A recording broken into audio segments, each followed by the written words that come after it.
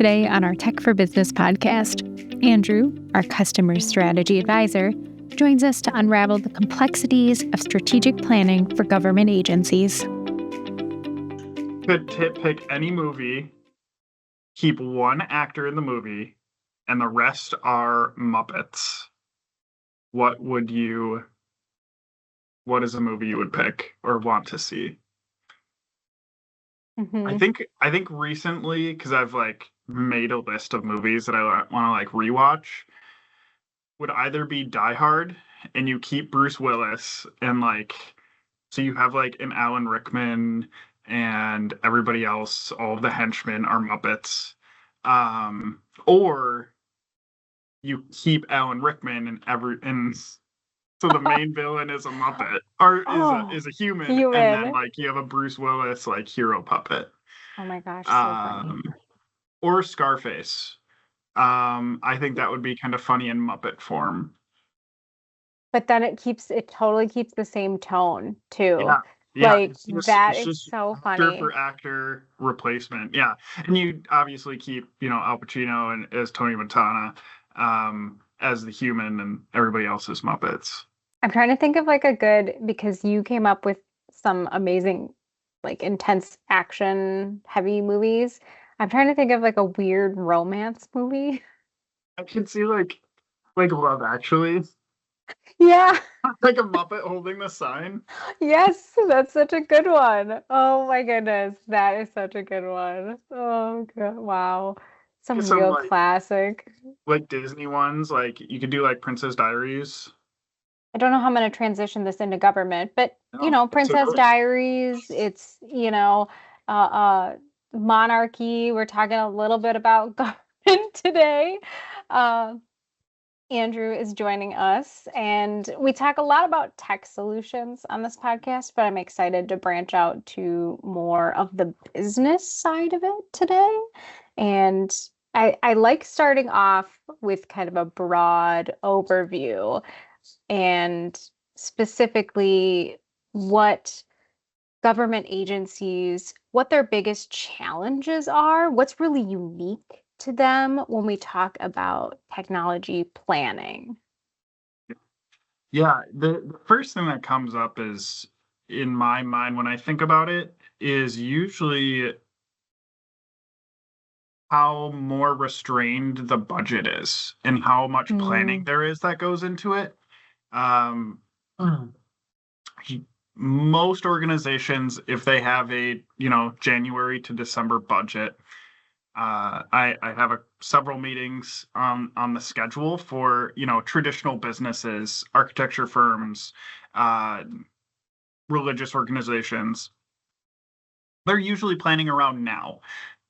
I propose a budget, we work on the budget, we talk about it, we refine that budget, then they take that to a board or a committee, and it's approved. You're ready to go January 1. The thing I'm learning about cities is that they start that process in about May or June. Because they have smaller subcommittees that need to be reworked, then it needs to go to city council, and then city council needs to approve it and have certain number of meetings. I'm sure it needs to be on the books and have that notification to the public about the budget, and then it needs to be questioned, and then it can be approved. So the planning happens a lot sooner, so we have to have a little more insight. But we're maybe 4 months, 5 months removed, so there isn't hopefully too many changes. It's just making sure to get ahead of those individuals who are those decision makers, to make sure that, hey, this is when we need to start talking about it.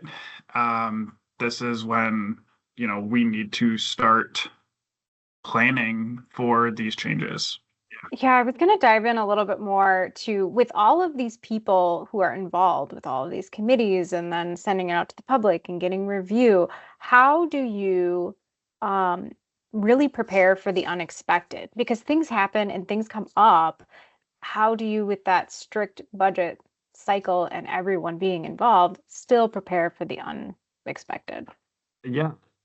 It's usually working with the organizer, or the city administrator is usually the person that I work with, and having some wiggle room in there Hmm. for our services, for our things. Usually, with the growth between year to year, it's usually, we say, 10 to 20% increase. And that's kind of the cushion I like to have in the budget. Hmm. Hey, we have this. This is, and it's what we know about and what we don't know about. We know about expiration dates for equipment that's expiring.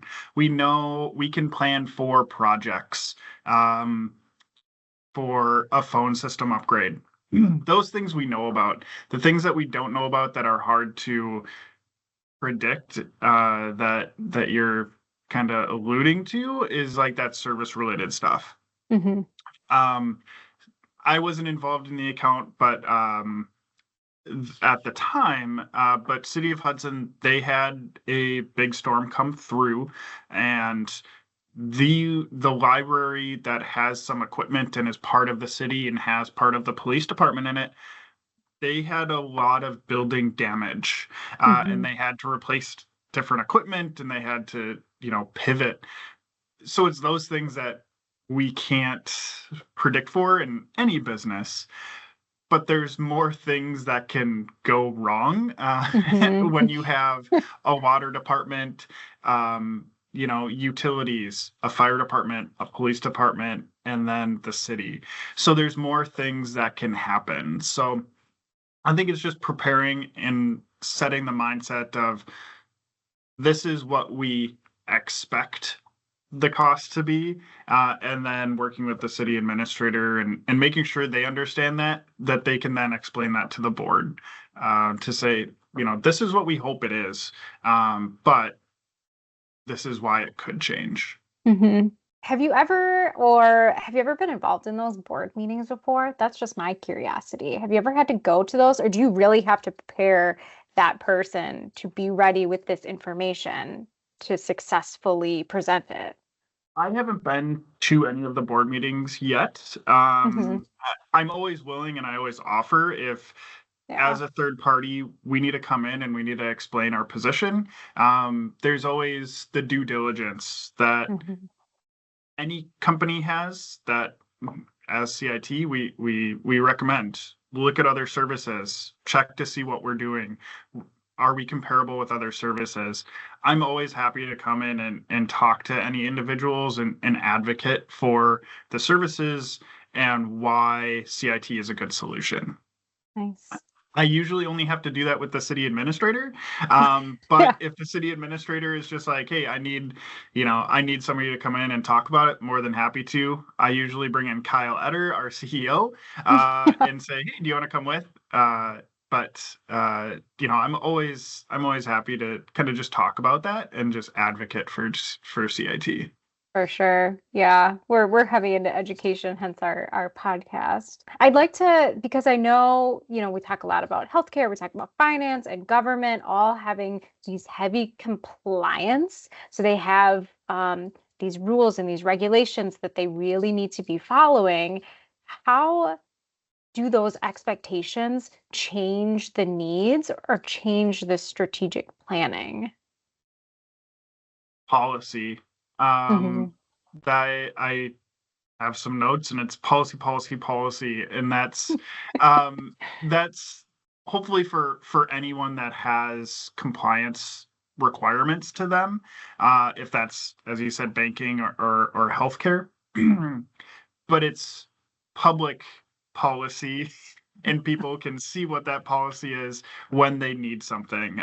If that is something for, like, the state of Wisconsin, has their own state equivalent for Freedom of Information Act, and so they're a city entity. So if you want to see the emails for the mayor between April and May, you can request that information, and there should be a policy based around how that comes in, how that information is gathered, documenting how that information is gathered, and then provided to the person requesting that, and who is doing that. Really just want to make sure that when it's always making sure that chain of custody is there. I'm sure that our GRC team, our governance and regulatory compliance, can expound on it. But this is kind of just always making sure we have that. When it comes to police departments, they have an organizational body, and in the state of Wisconsin, there's different rules than the state of Minnesota.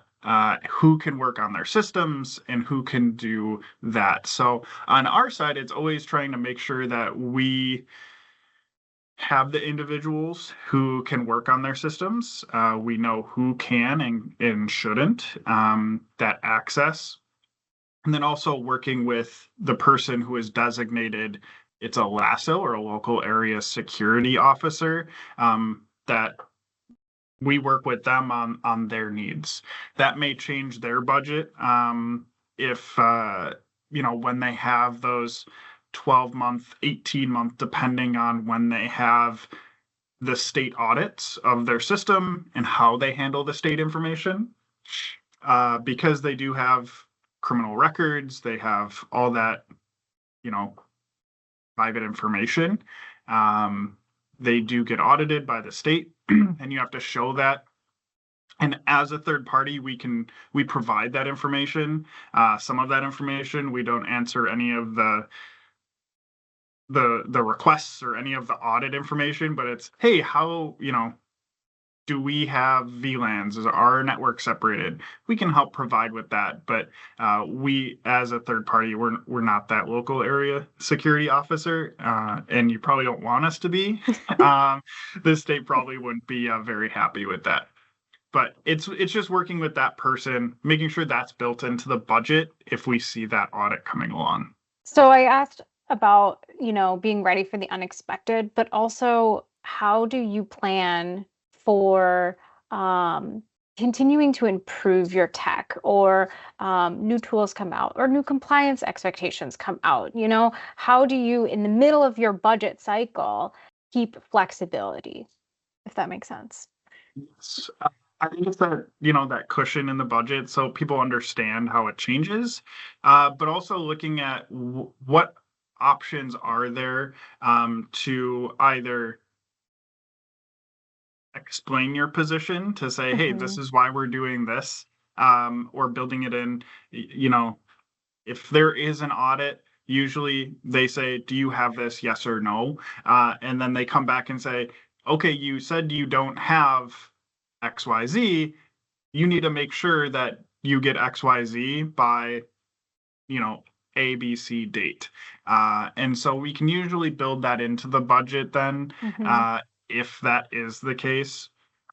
But I think it's also looking at the recommendations that we bring to the city.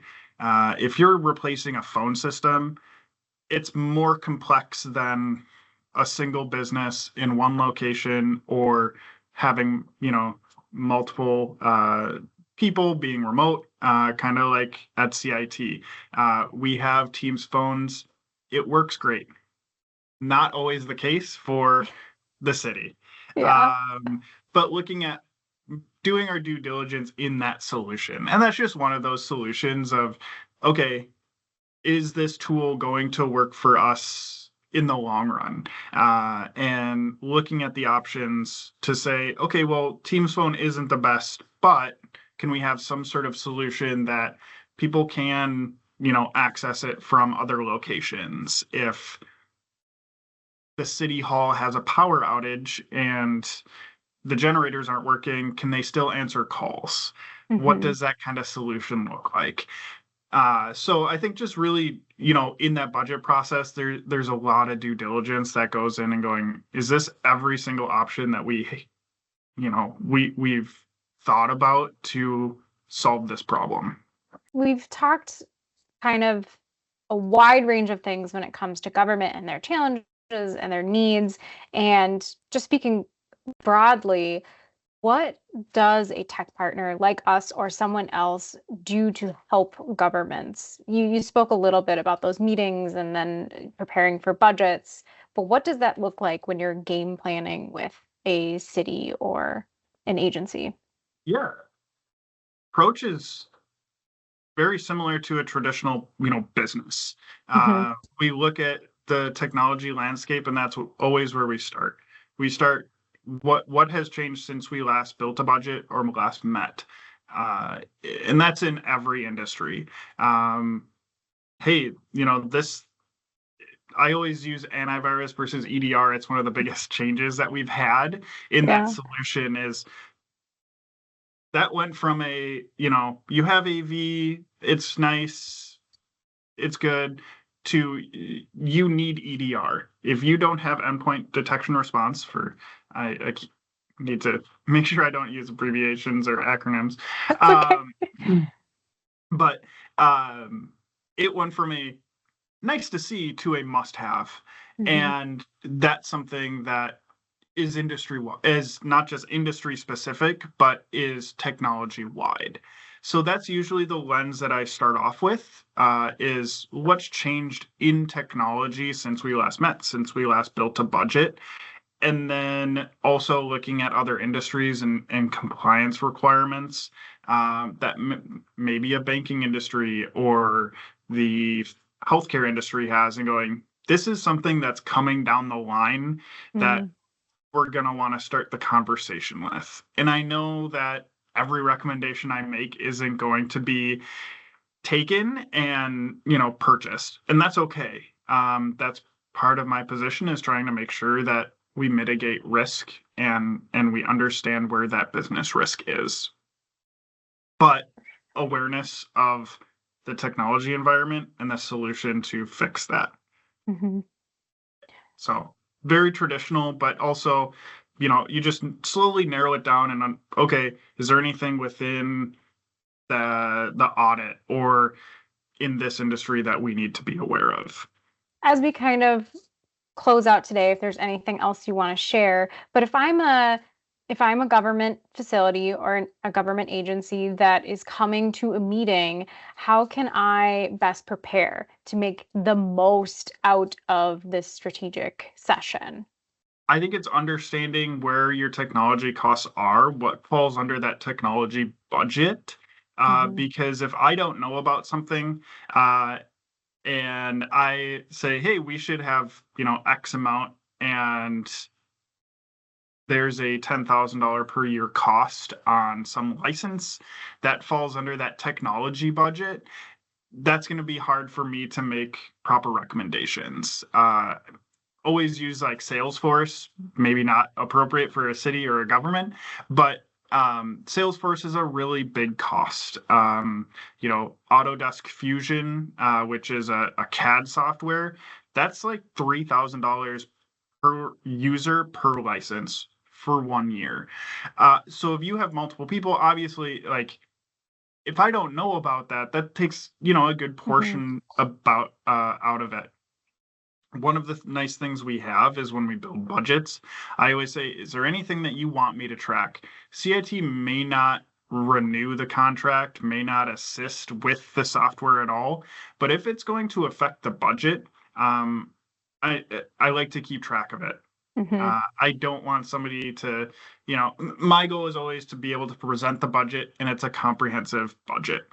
I don't want them to have to take what I provide and put it into their own spreadsheet and then, mix the numbers around. My hope is that it's a comprehensive budget. So understanding where the spend is that would fall under that would affect, may affect my recommendations, or how I approach the recommendations would be great. That whole picture is so important when you're planning out. Yeah. So it's, it's that technology spend, and then we have some great tools, but also any other assets or anything that may fall under. I think we've talked about it before, but, asset management and understanding what you have in your environment is, step one in making recommendations. Thanks so much for taking time with us today.